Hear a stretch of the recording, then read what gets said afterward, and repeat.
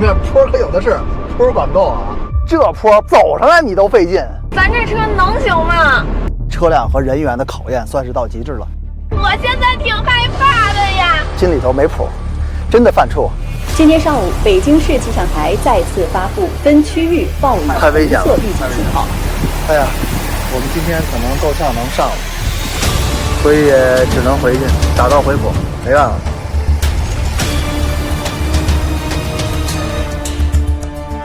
你会发现越往前走，遇到的车和人越少。OK， 那我现在开始高考。号称越野爱好者的期末考试终极大考。当年玄奘差点在罗布泊挂了。我超，你快看，这车胆子也太大了吧！这坡他们都敢冲。嗨，这没什么难的，我跟你说，我给你找一车，这你也行，而且还是原厂素车。哎，这要是有时间，咱能挨个把这些坡都冲一遍。我教你方法。陈先生，我现在就有时间，这不马上暑假了吗？咱也放个假呀，一起去玩一圈啊！我也有时间啊，我还能开车。那行吧，那就走一圈吧。你们可别害怕，到时候。不能哎！我们在观看了大量网络视频后，精心挑选了4个有代表性的冲坡挑战，作为我们这次全国打怪之旅的目的地。第一关，哈密大海盗，中国唯一可以合法穿越的无人区。亿万年前的海底，如今纯粹的戈壁荒野。下到以后，你踏上的某一步，可能就是人类的第一个足迹。第二关，老掌沟好汉坡，穿越老掌沟本身就很难，交叉轴就足以劝退所有城市 SUV。站在好汉坡里，有勇气冲上去就算好汉，登顶则全凭运气和本事。第三关，江西老表坡，大男孩的乐趣就是玩泥巴，但开车冲泥潭则充满了技巧。老表坡很欢乐，但也暗藏危险，一路随处可见的汽车零部件说明了一切。第四关，岭南惠东老鹰嘴，全路况穿越，跋山涉水，越山见海，就是这里。入口处100米就可以劝退80%打算穿越的车，里面6公里的路举步维艰，最后的奖品是绝美的风景，值得。虽然我们信心十足，但是我也很清楚，这场说走就走的旅行绝不轻松。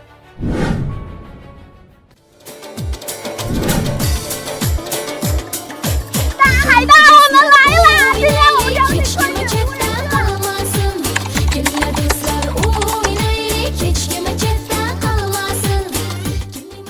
咱们这次全国挑战冲坡之旅，第一站就是大海盗。这大海盗里面坡可有的是。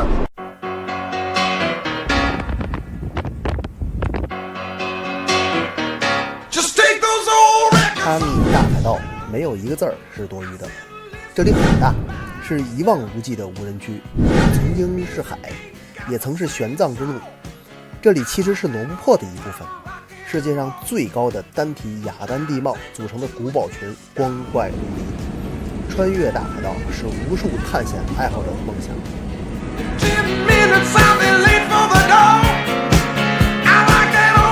来着，这坡咱要不要挑战一下啊？可是这坡是不是有点太高了？咱这车能行吗？没问题，你要相信咱这车。走着啊！我的妈呀！稍微带点速度。我的天哪，我看不见了！咱们这台车呢，2.3T 的涡轮增压发动机，配合的是10档的变速器，发动机最大功率203千瓦，最大扭矩425牛米。这动力，就这种坡，你就有难度吗？我觉得这台车还是挺轻松的，但是我现在挺害怕的呀。你看，整个过程中，你有听到车辆嘶吼吗？你有感受到轮胎在空转吗？好像是没有啊。公路行驶倍儿稳。我告诉你啊，咱都没使用什么越野模式，这标准模式上来。刚才没上越野模式吗？标准模式上来的。我的天呀！我本来害怕这台车陷在上面。你要充分的了解你的车，你对你的车的性能是很清楚的。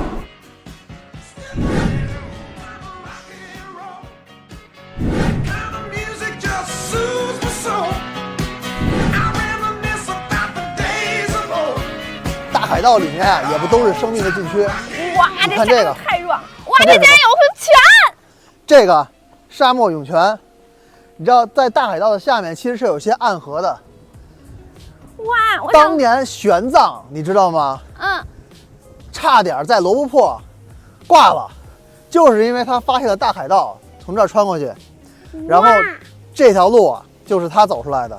很多人都梦想穿越大海道，但是这个地方单枪匹马还是不建议的。刚才咱们进来的时候，路边立了一牌严禁单车穿越，是的，说明什么？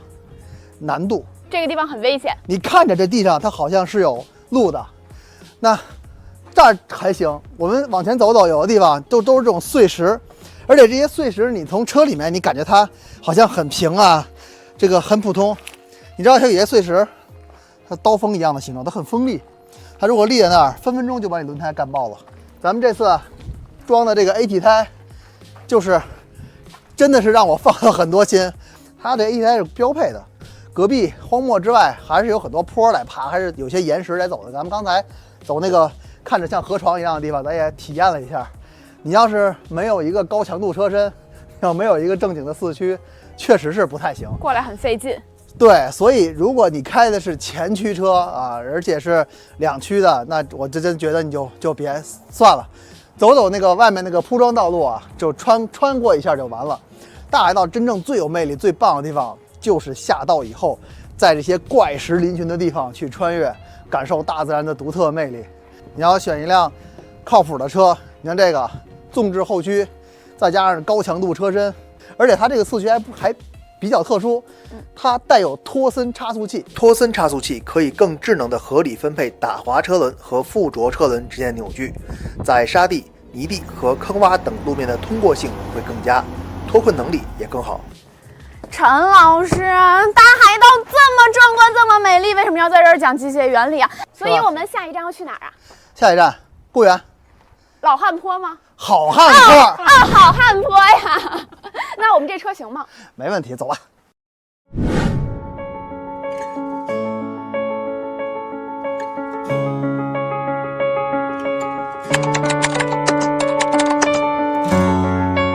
固原老掌沟，短短6公里的路，让多少越野车止步不前。原有的行进路线被大自然的一场暴雨重新塑造。老掌沟的越野难度是递进的，每经过一道坎坷，前面还有更难的在等着你。今天上午，北京市气象台再次发布分区域暴雨红色预警信号，但预计降雨持续时间将超过70小时。太滑了，太危险了，太危险了。哎呀，我们今天可能够呛能上了，所以只能回去，打道回府，没办法。2000 years later， 没有什么能够阻挡你对自由的向往，天马行空的生涯。上次赶上大雨，我们被劝退，没办法，无功而返。这次呢，我们赶上一个好天儿，再闯老掌沟，祝我们好运吧。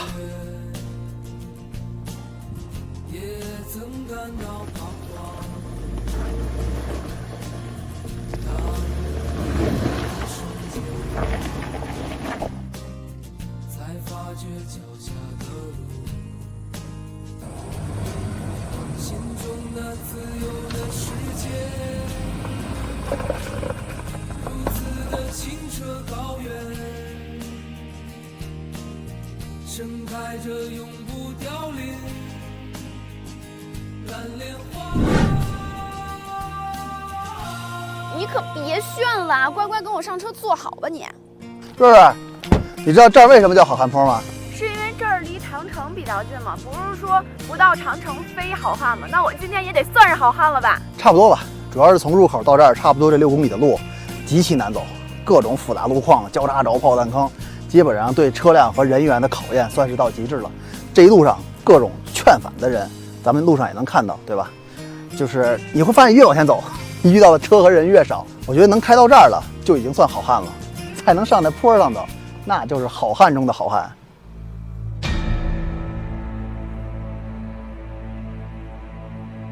驾驶模式我已经调成越野模式了。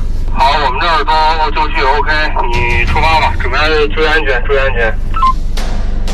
OK， 那我现在开始通报。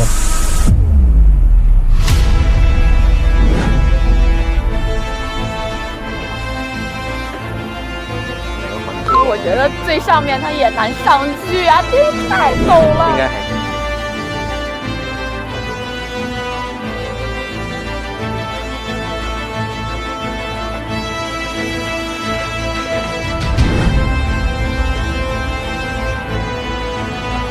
应该，因为最陡的那块容易滑的。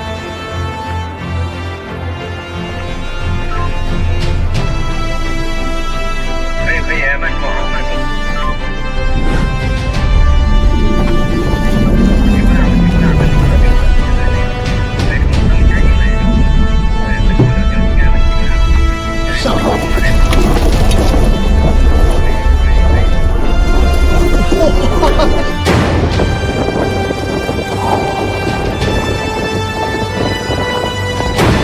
登顶成功了！成功了，成功了！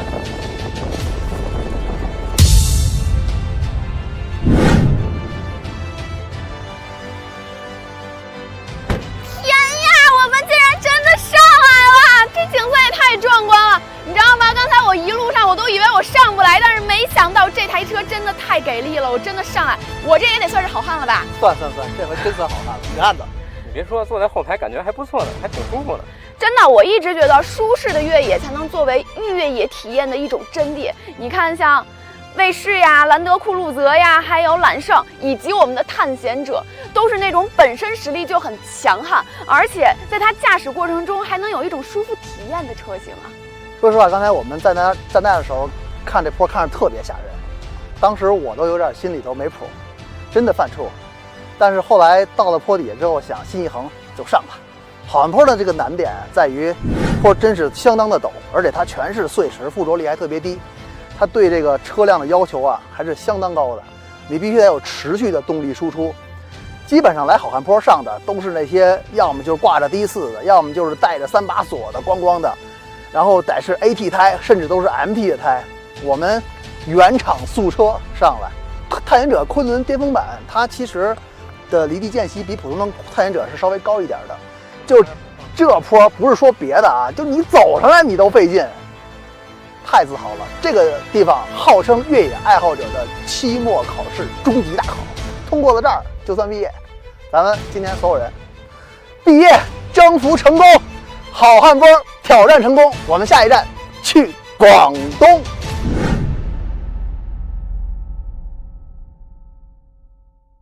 那车行不行？还有人行不行？在这儿就一决高下了，是骡子是马，拉出来溜溜，走吧。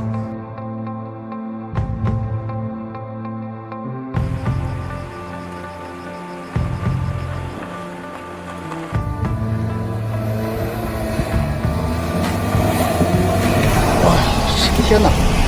上来了。